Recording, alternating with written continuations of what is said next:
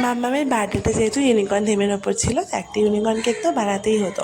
আমার ইউনিকর্ন কেকের ফন্ডেন্টটা গলে গিয়েছিল অনেকক্ষণ বাইরে রাখার জন্য, আর এই কেকটা বানাতে গিয়ে যে মস্ত বড় ঝামেলা হয়েছিল না কি বলবো। কেক বানাবো, এদিকে আমাদের এখানে ডিমই পাওয়া যাচ্ছে না, এখানে নাকি ডিমের গাড়ি ঢুকছে না।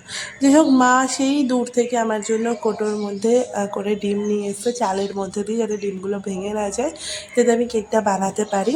আর এখানে মা আমার জন্য অনেকটা পায়েসও নিয়ে এসেছিলো, তো পুরো কোটো ভর্তি পায়েস ছিল, যেটা আমরা খেয়ে নিয়েছি, এতটাই টেস্টি হয়েছে। আর নিয়ে এসেছিলো কিছু ম্যাঙ্গো। তো আমি ভাবলাম যে ম্যাঙ্গো যখন এনেছে তাহলে ইউনিকর্ন কেকটা ম্যাঙ্গো ফ্লেভারের মধ্যেই করা যাক। রিয়েল ম্যাঙ্গো ভেতরে ফিলিংস দিলে বেশ ভালো লাগে ম্যাঙ্গো কেকটা খেতে।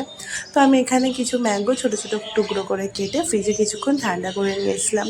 আর স্পঞ্জ রেডি করে নিয়ে, ক্রিম বিট করে নিয়ে লেগে গেছি কেক বানাতে। কেকের ভেতর ম্যাঙ্গো ক্রাশ, ম্যাঙ্গো ফিলিং দিয়ে, কেক ক্রাম কোট করে, কেকের ফিনিশিং দিয়ে, তারপর আমি ভিডিও করতে ভুলেই গেছি। যাই হোক, এখানে হচ্ছে কেকটা যখন প্রপার লুক ছিল তখন আমার ফটো তোলা হয়নি। আসলে এত চাপের মধ্যে ছিলাম, মেয়ের বার্থডে, সবাই বুঝতেই পারছো।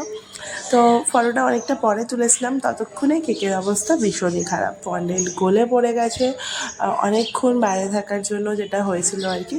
পরে আমি একটু চেষ্টা করেছিলাম ওই গলা ফন্ডেন্টগুলো তুলে একটু ঠিক করতে, তবে প্রপারভাবে তো আর হয় না যে কোনো একটা জিনিস বানানো। ব্যাস এতটাই, বাই।